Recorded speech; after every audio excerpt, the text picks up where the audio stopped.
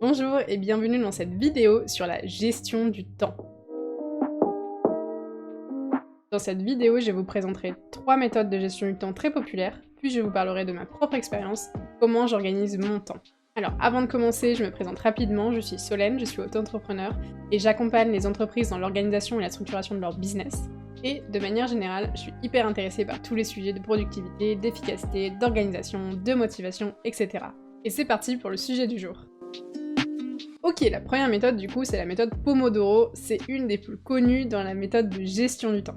La méthode Pomodoro utilise une minuterie pour diviser votre temps de travail en intervalles de 25 minutes, ponctués de pauses de 5 minutes. Alors pourquoi Pomodoro? En fait c'est juste que l'homme qui a inventé ça s'est inspiré d'un minuteur en forme de tomate, et s'est dit que voilà, ça pouvait être le nom d'une méthode de gestion du temps. Et c'est pas du tout lié au fait qu'il faille 25 minutes pour cuire la tomate. Ce que je pensais, mais en fait pas du tout.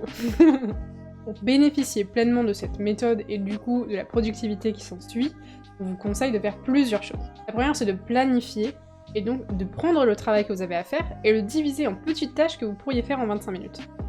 Deuxième chose, c'est de vous concentrer sur la tâche et la tâche uniquement, pas de multitasking. Ici l'idée c'est vraiment de partir du principe que le cerveau ne peut pas vraiment rester concentré très longtemps et du coup on lui donne 25 minutes pour faire une seule tâche. Et ensuite on se donnera 5 minutes pour aller sur les réseaux sociaux.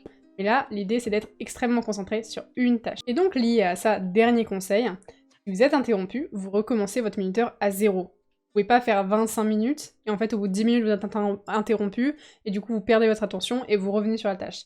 Non, en fait ça ne fonctionne plus, l'idée c'est d'être vraiment très concentré sur une tâche pendant 25 minutes sans interruption. Et après 4 cycles de Pomodoro de 25 minutes, eh bien vous prenez une pause de 15 minutes bien méritée. La matrice Eisenhower. Alors le nom de cette méthode vient en effet du président américain, mais on ne sait pas exactement s'il l'a utilisé, toujours est-il que c'est à son nom. La matrice Eisenhower va vous permettre de faire le tri dans vos tâches et de voir ce qui est prioritaire par rapport à ce qui ne l'est pas, et ce que vous devez faire par rapport à ce qu'en fait vous n'avez pas à faire. Alors quand utiliser cette méthode? Alors imaginez-vous arriver au bureau, ou plutôt vous connecter sur votre ordi depuis chez vous, et voir que votre calendrier est rempli de tâches à faire. Et en plus de ça, vous avez des collègues qui viennent vous déranger pour vous demander de faire des choses en plus. Donc vous êtes un peu perdu parce que vous avez tellement à faire que vous ne savez pas par où commencer. Et en fait, finalement, au cours de la journée, vous n'êtes pas du tout productif parce que vous stressez à la tâche d'après que vous devez faire. Et c'est exactement dans ce cas de figure que la matrice Eisenhower peut vous aider. Alors déjà, vous devez définir ce qu'est la différence entre urgent et important. Une tâche importante, c'est tout simplement une tâche qui va vous permettre d'atteindre vos objectifs. Alors qu'une tâche urgente, une tâche qui demande votre attention immédiate. Bien souvent, elle ne vous permet pas d'atteindre vos objectifs, mais les objectifs des autres. Parce que oui, on part du principe que vous êtes quelqu'un d'organisé, et donc que vous n'avez pas forcément d'urgence, que vous avez déjà bien géré vos priorités. L'idée du coup de la matrice Eisenhower, c'est de l'utiliser tous les jours, tous les matins, de voir ce que vous avez à faire, et de voir ce que vous pouvez déléguer en fait, ou reporter à plus tard. Le time blocking ou bloc de temps, c'est tout simplement le fait d'organiser votre semaine et votre agenda en blocs de temps dédiés à une seule tâche. Ça ressemble un peu à la méthode Pomodoro, mais la différence c'est qu'ici on n'est pas sur 25 minutes, on est sur le temps que vous voulez, sachant qu'on déconseille largement de faire au-delà de 2 heures, parce qu'au-delà de 2 heures vous n'êtes pas du tout productif. Et donc dans cette méthode, ça vous demande de vous poser au début ou à la fin de la semaine, voir quels sont du coup les sujets que vous devez traiter, et d'organiser votre semaine de sorte à ce que vous ne soyez jamais en train de vous demander ce que vous avez à faire. Parce qu'en fait, dans votre agenda, ce sera écrit ce que vous avez à faire à ce moment-là. Évidemment, on a tous des urgences à traiter, et donc pour ça, il vous suffit juste de bloquer des temps où vous écrivez urgence. Ah, et une chose aussi super importante, si vous faites les blocs de temps, c'est que vous devez vous mettre des temps de pause, des temps où vous avez rien. En fait, si vous ne mettez pas ces temps, vous allez être poussé à vous distraire pendant vos temps de travail, vous allez donc perdre en productivité, et le bloc de temps n'aura eu aucun effet sur votre efficacité. Alors concernant mon expérience, je vous ai montré 3 méthodes de gestion du temps, mais il en existe des dizaines et sûrement des centaines d'autres. Moi ce que je vous conseille, et que je conseille à mes clients, c'est de vous poser des questions d'abord et vous demander comment est-ce que vous travaillez, comment est-ce que vous aimez travailler, avant de vous lancer dans n'importe laquelle de ces méthodes. En plus, toutes ces méthodes ne sont pas forcément adaptées à tous les métiers, donc c'est vraiment important de réfléchir à la longueur de vos tâches, est-ce que vous êtes quelqu'un de distrait, est-ce que vous êtes quelqu'un de concentré, etc. pour définir du coup la méthode qui vous ira le mieux. Ce qui est super important à savoir ici, c'est que Rome ne s'est pas faite en un jour. Non, c'est de savoir en fait que votre gestion de projet aussi, ça va pas se faire en un jour. Vous allez devoir tester, vous allez devoir essayer des choses, vous allez voir ce qui vous fonctionne pour vous, ce qui fonctionne pas. Vous allez faire des bilans à la fin des semaines, et à la fin, vous allez trouver votre méthode. Et là, vous allez gagner des heures dans le futur. Mais dans le présent, c'est important d'essayer, de voir ce qui vous correspond, et d'ajuster si besoin.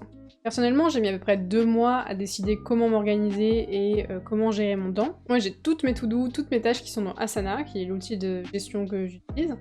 Et à la base, je voulais utiliser que ça. J'étais dit, j'ai pas envie de m'éparpiller ailleurs, donc je vais utiliser que Asana. Sauf qu'en fait, j'ai testé et ça n'a pas marché. Parce qu'il y avait des tâches parfois que j'avais pas envie de faire, et du coup, je les repoussais, et puis en fait, à un moment, il fallait les faire en urgence, et donc ça m'allait pas. Et donc, ce que j'ai décidé de faire, c'est de bloquer des créneaux dans mon agenda, après avoir vu l'agenda d'une amie, et depuis, je suis absolument ravie, et je ne fonctionne que comme ça. Mais en plus, c'est allé loin, parce qu'au début, je bloquais des créneaux dans mon agenda, et je mettais genre temps de travail client, temps d'écriture, nanana.